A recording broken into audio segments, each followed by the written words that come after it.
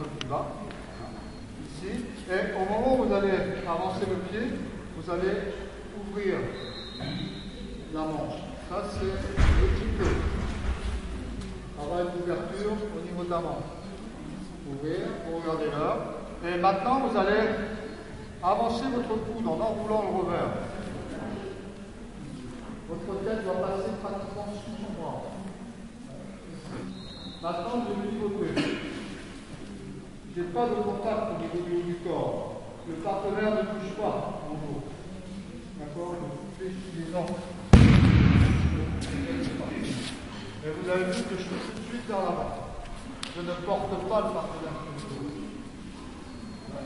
Donc, évitez de rentrer votre coude au contact ici et de le mettre vers le haut. Si vous mettez le coude vers le haut, il va vous tasser, il va vous tasser ici, et ça fait mal. D'accord? Alors que le coude va rester toujours vers le bas. Ici, j'ai enroulé le revers. Le coude est toujours vers le bas. Et quand je suis ici, regardez, je n'ai pas de contact avec son dos.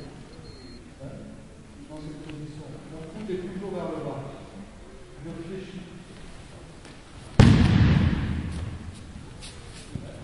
Si vous cherchez le contact, vous allez chercher une preuve de force. Si vous faites ça, là je suis pas bien. Là j'ai tout le poids du mec à porter. J'ai tout le poids de mon partenaire à porter. Alors que si j'avance dans cette position et que j'enroule, il y a déjà simplement le fait de faire ça, je l'amène en déséquilibre. Ça, c'est important. La main en déséquilibre, mais je n'ai pas levé le coude. Je n'ai pas essayé d'aller au contact avec le partenaire. Je n'ai pas essayé de le soulever. Comment faire ça?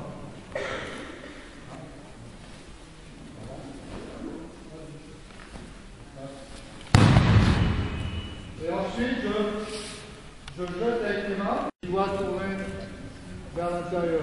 Quand je fais le pivot, là il se sent pratiquement, il est décollé déjà.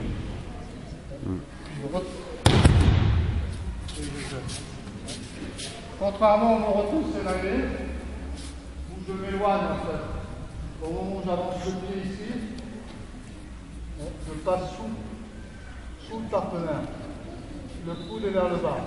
Et quand je pivote à la hauteur de mon pied ici. Je ne vais pas plus loin. Il fait qu'il n'y a pas de contact. Et quand je descends, là il va venir en contact sur mon dos légèrement.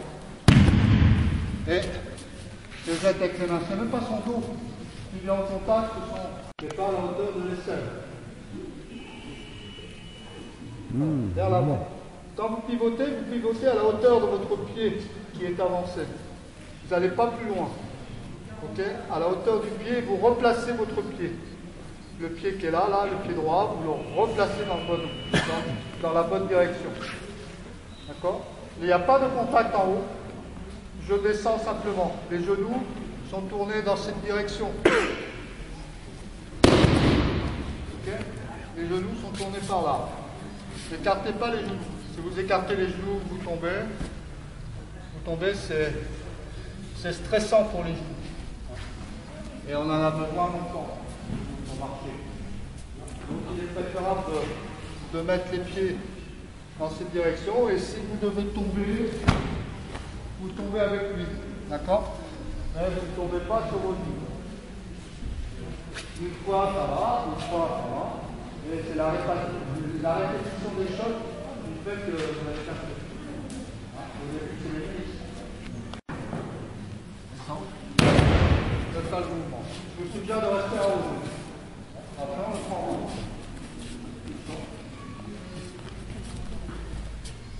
J'ai pas de contact. J'ai le même travail que tout à l'heure.